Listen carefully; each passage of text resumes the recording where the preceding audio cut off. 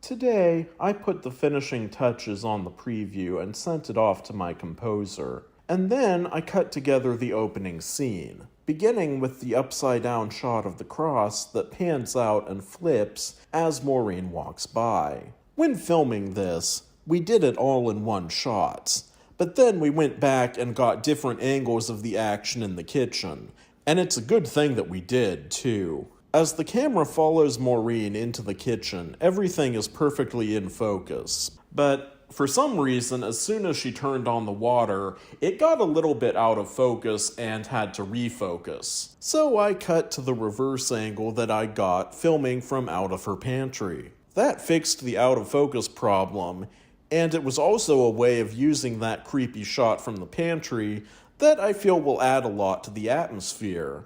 I finished up the sequence with a couple more alternate angles, including an overhead shot that I had gotten by balancing my phone on top of the chandelier hanging over her table. The next thing I did was to design a poster. I took 2 frames from the movie, a shot of Maureen up in the attic holding her flashlight with the light beam flaring out, and a shot of the miniature on the table. And I spliced them together in Photoshop, doing my best to smooth out the transition and make it look as seamless as possible. Then I took the new image and opened it in Keynote so that I could add text boxes. It turned out pretty well, but I'll probably still tweak it some more later on. I started working on the opening credits sequence today.